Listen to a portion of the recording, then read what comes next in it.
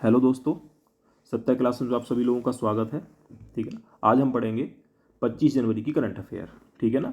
और इसके अंत में, वीडियो के अंत में जो है 10 क्विज क्वेश्चन है जिसके आपको आंसर देने, बाद में आंसर बताऊंगा अभी। ठीक है ना। तो कोशिश करना 10 क्वेश्चन है उनके आंसर देने की। ठीक है।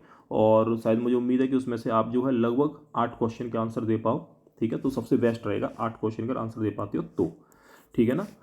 और एक और चीज़ बता दूं, करंट के साथ साथ जो मैं स्टैटिक के पॉइंट बताता हूँ ना, वो आपके बहुत इंपॉर्टेंट होते हैं। ठीक है। उन्हें आप ऐसा नहीं कि निगलेक्ट कर देते हो, ऐसा मत किया करो। डायरेक्ट एग्जाम में सीधे आ जाते हैं। ठीक है ना। और कल एक मिस्टेक ही हुई थी। कल मैं जो क्वेश्चन आपको पढ़ा रहा था, कल जो मैंने वीडियो डाली थी, उसमें 2 मिस्टेक थी, बच्चों ने बताया था। ठीक है ना। तो एक तो मैं नृत्य बता रहा था घूमर, तो घूमर तो मैंने राजस्थान का बताया था। एक था झूमर। ठीक है ना। एक घूमर एक झूमर। तो झूमर नृत्य मैंने उड़ीसा का बताया था। ठीक है ना। तो उड़ीसा का नहीं, ये कहाँ का है, झारखंड का है। ठीक है। कहाँ का है, झारखंड का। और झूमरा, झूमरा उड़ीसा का है। ठीक है। झूमर कहाँ का है, झारखंड का है। झूमरा उड़ीसा का है। और एक है झुमूर।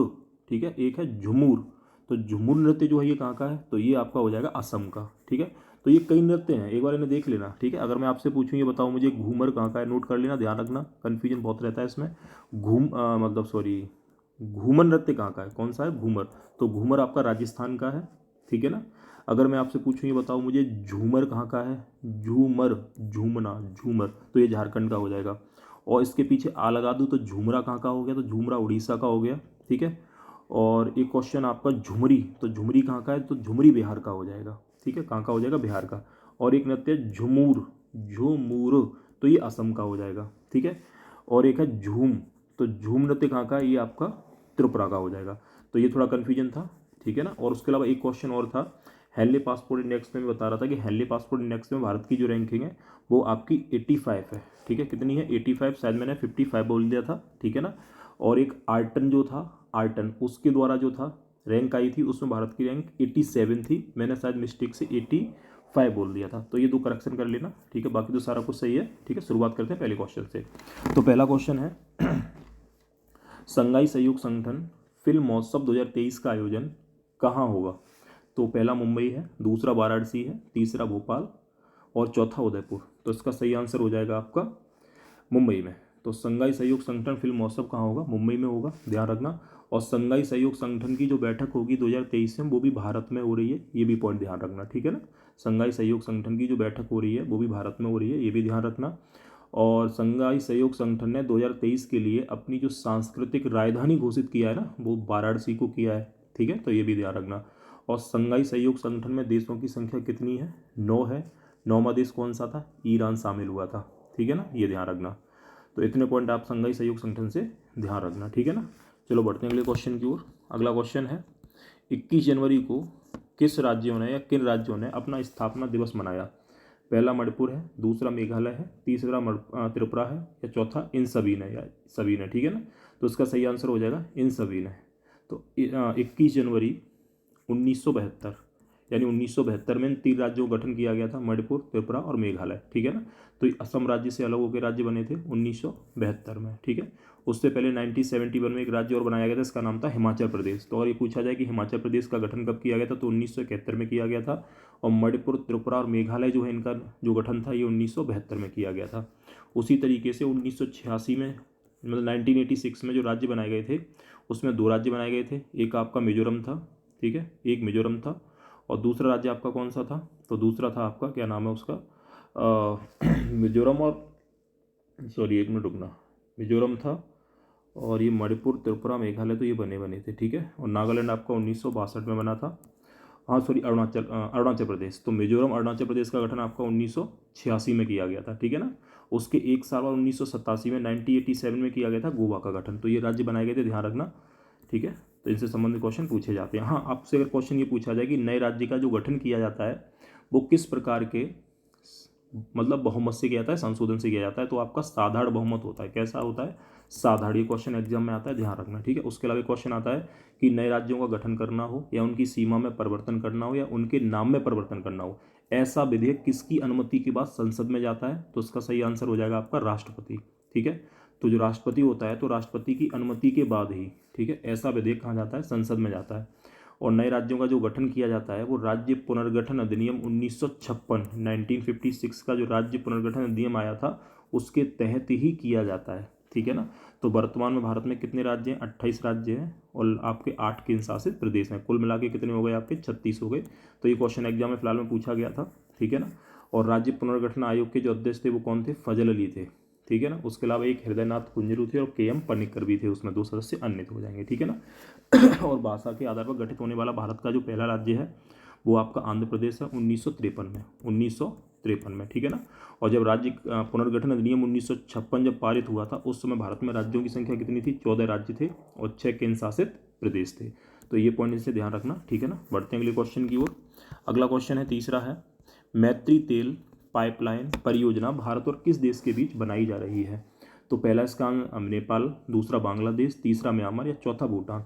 तो इसका सही आंसर हो जाएगा आपका कौन सा हो जाएगा? बांग्लादेश। तो मैत्री तेल पाइपलाइन परियोजना जो भारत और बांग्लादेश के बीच में है, ठीक है, इसकी जो लंबाई है वो 131.5 किलोमीटर है, ध्यान रखना, ठीक है ना। और ये सिलीगुड़ी से पार्वतीपुर तक जाएगी। कहाँ तक जाएगी? सिलीगुड़ी। और सिलीगुड़ी कहाँ है? बात पश्चिम बंगाल में। तो सिलीगुड़ी से लेके कहाँ तक जाएगी? पार्वतीपुर। तो पार्वतीपुर कहाँ पर है आपका? तो पार्वतीपुर जो है ये आपका बांग्लादेश में है। तो ये पॉइंट ध्यान रखना, ठीक है ना। बाकी एक आपका मैत्री पुल भी है, ये भी क्वेश्चन आता है कि मैत्री सेतु जो है ये भारत और बांग्लादेश के बीच में जो है किस नदी पर है? तो ये फैनी नदी पर है। और फैनी नदी कहाँ बहती है? त्रिपुरा राज्य में बहती है। तो ये पॉइंट भी ध्यान रखना, ठीक है। और एक मैत्री एक्सप्रेस है जो भारत और बांग्लादेश के बीच में चल रही है और एक का नाम है मिताली एक्सप्रेस। तो 3 ट्रेनें चल रही हैं, ठीक है। एक तो मिताली है, सॉरी मिताली हो जाएगी, एक हो जाएगी मैत्री एक्सप्रेस और एक हो जाएगी बंधन। तो ये 3 ट्रेनें जो भारत और बांग्लादेश के बीच में चलाई जा रही हैं, ठीक है ना। और भारत में और बांग्लादेश के बीच में एक नदी को लेकर विवाद था, इसका नाम था तीस्ता। तो तीस्ता नदी का जल बंटवारा जो था ये भी आपका सुलझ गया। और भारत और बांग्लादेश के बीच में जो भूमि समझौता हुआ था ये कौन सा संविधान संशोधन था? तो ये 100वां संविधान संशोधन था। कौन सा था? 100वां संविधान संशोधन भारत और बांग्लादेश भूमि समझौते से संबंधित था, ठीक है ना। तो ये पॉइंट आप इससे ध्यान रखना, ठीक है। बांग्लादेश के साथ भारत जो युद्ध अभ्यास करता है एक आपका संप्रीति। तो संप्रीति नाम का युद्ध अभ्यास भारत किसके साथ करता है? बांग्लादेश के साथ करता है। एक नाम है बोंगो सागर। कौन सा है? बोंगो सागर, ठीक है। तो ये भी ध्यान रखना। और नदियों का देश किसे कहा जाता है? ये भी बांग्लादेश को ही कहा जाता है, ठीक है ना। किसे कहा जाता है? बांग्लादेश को। और बांग्लादेश 1971 में पाकिस्तान से आज़ाद हुआ था, जिसमें महत्वपूर्ण भूमिका किसकी रही थी? भारत की रही थी, ठीक है ना। किसकी रही थी? भारत की रही थी। और बांग्लादेश का जनक किसे कहा जाता है? मुजीबुर रहमान। तो मुजीबुर रहमान जो थे वो बांग्लादेश के जनक भी कहे जाते हैं, ठीक है ना। तो इतने पॉइंट आप बांग्लादेश से ध्यान रखना। भारत की सबसे लंबी जो सीमा है ना, स्थलीय सीमा, वो भी बांग्लादेश के साथ ही है, ठीक है ना। और बांग्लादेश के साथ भारत के 5 राज्य सीमा बनाते हैं। एक तो आपका हो जाएगा बंगाल यानी पश्चिम बंगाल, ये भी सीमा बनाएगा। दूसरा असम है, असम भी सीमा बनाता है। फिर आपका मेघालय है, ठीक है, मेघालय के अलावा आपका त्रिपुरा भी है, ठीक है ना, त्रिपुरा। और त्रिपुरा के अलावा अगला राज्य है मिजोरम, तो मिजोरम राज्य। तो ये राज्य जो है बांग्लादेश के साथ अपनी सीमा भी बनाते हैं, ठीक है ना, सीमा बनाते हैं। सॉरी थोड़ी तबीयत खराब है, खांसी हो रही है। तो त्रिपुरा और मिजोरम, तो 5 राज्य आपकी बांग्लादेश के साथ सीमा भी बनाते हैं, ठीक है ना। तो ये पॉइंट ध्यान रखना। चलो एक क्वेश्चन मुझे ये बताओ कि बांग्लादेश में गंगा नदी को क्या बोला जाता है? कमेंट में मुझे आंसर देने हैं तो मैं ध्यान रखना, तो पता चलेगा वीडियो देख रहे हो। तो ये गंगा नदी जो है इसे बांग्लादेश में क्या बोला जाता है? और एक क्वेश्चन बताना कि ब्रह्मपुत्र नदी जो है इसे बांग्लादेश में किस नाम से जाना जाता है? और इसी में तीसरा क्वेश्चन और जोड़ दो कि जब गंगा ब्रह्मपुत्र आपस में मिलती हैं तब इन दोनों नदियों की संयुक्त धारा को क्या कहा जाता है? तो 3 क्वेश्चन के आंसर देने हैं। बांग्लादेश में गंगा को क्या कहा जाता है? बांग्लादेश में ब्रह्मपुत्र को क्या कहा जाता है? और बांग्लादेश में जब ये दोनों नदियां आपस में मिल जाती हैं तब इनकी संयुक्त धारा को क्या कहा जाता है, ठीक है ना। तो ये पॉइंट आपको बताने हैं मुझे।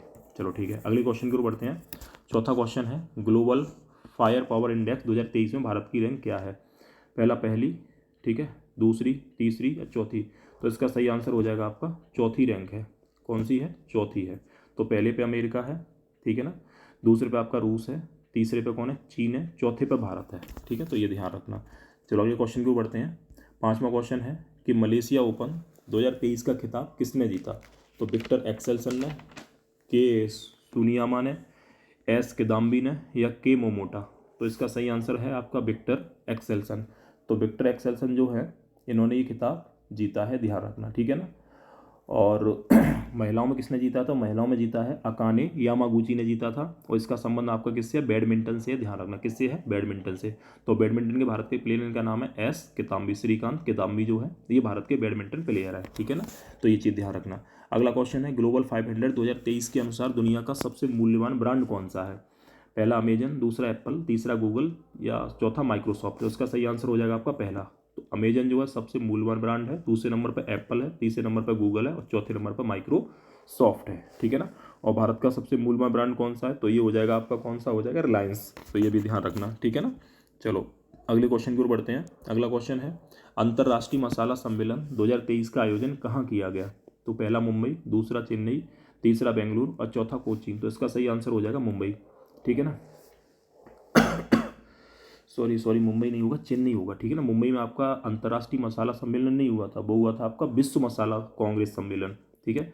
तो अगर आपसे पूछा जाए कि अंतर्राष्ट्रीय मसाला सम्मेलन 2023 का आयोजन कहाँ हुआ था, तो ये चेन्नई में हुआ था। और अगर ये पूछा जाए कि विश्व मसाला कांग्रेस का आयोजन कहाँ हुआ था, तो ये मुंबई में हुआ था, ठीक है ना। तो ये ध्यान रखना। बाकी भारत में मसालों को बगीचा किसे कहा जाता है? केरल को कहा जाता है, ठीक है ना।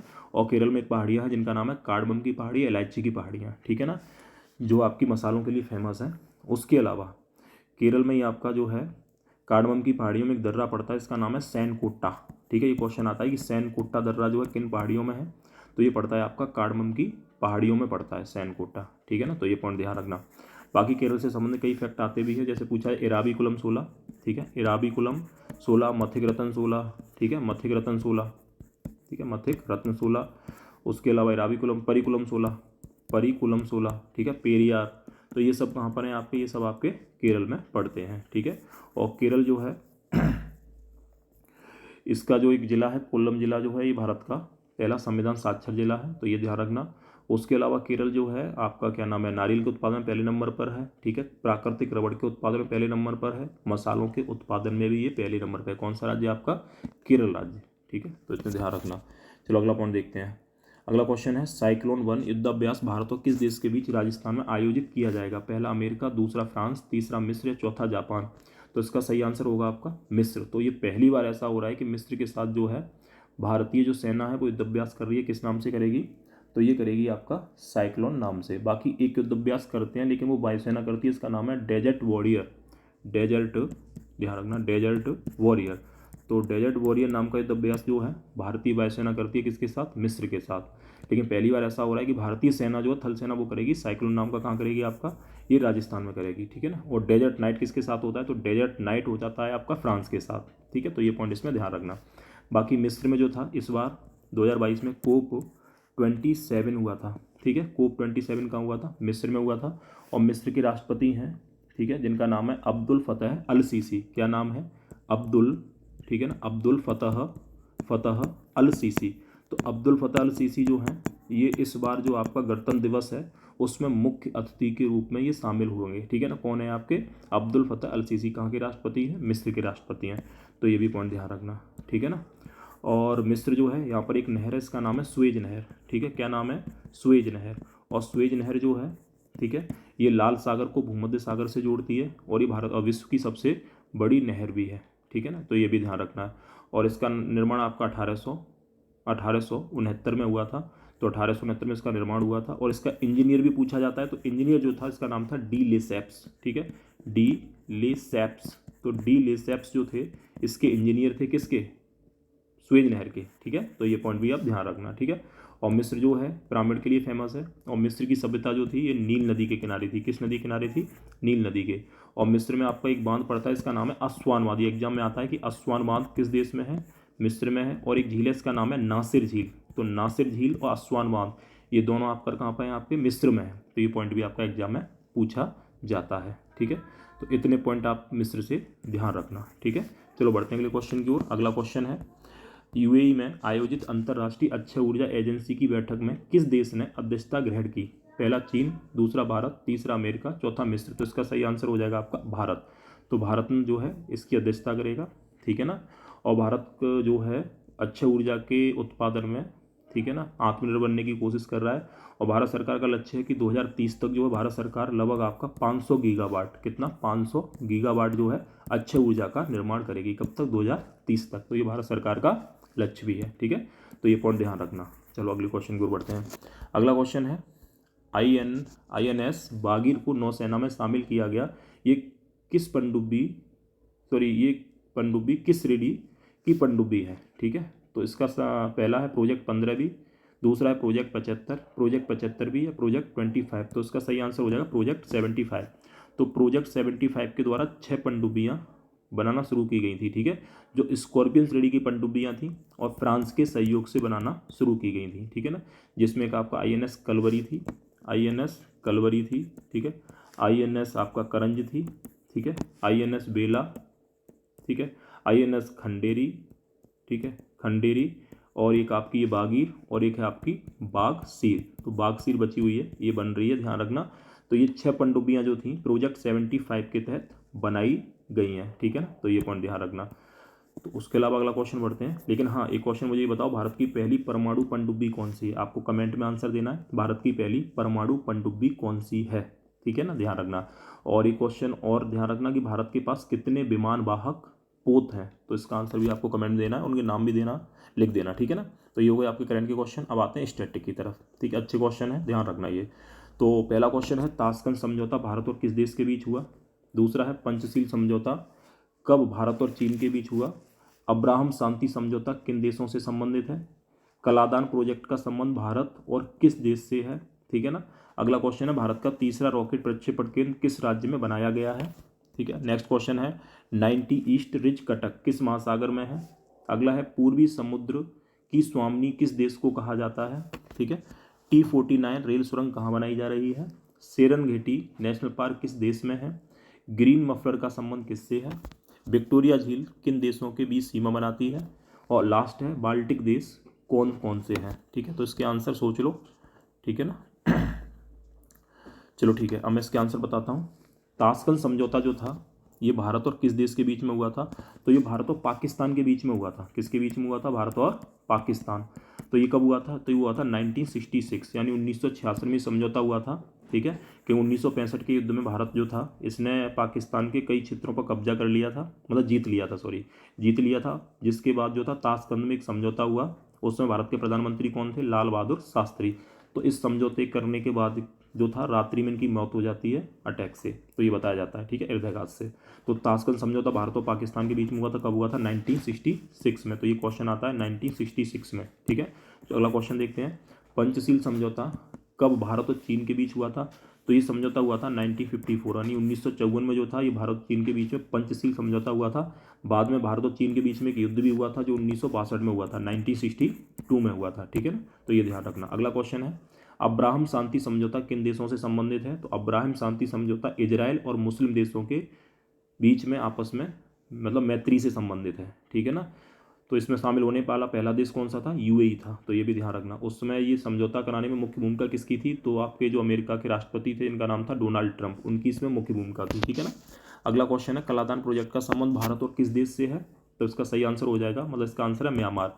तो म्यांमार और भारत के बीच में कलादान प्रोजेक्ट बन रहा है और इसके तहत क्या किया जा रहा है कि भारत का जो बंदरगाह इसका नाम है कोलकाता, ठीक है ना। तो कोलकाता बंदरगाह और म्यांमार बंदरगाह इसका नाम है सितवे बंदरगाह। तो इन दोनों को आपस में जोड़ा जा रहा है ताकि भारत जो है सीधा जो है मिजोरम पहुंच सके। तो ये ध्यान रखना, ठीक है ना, कलादान प्रोजेक्ट।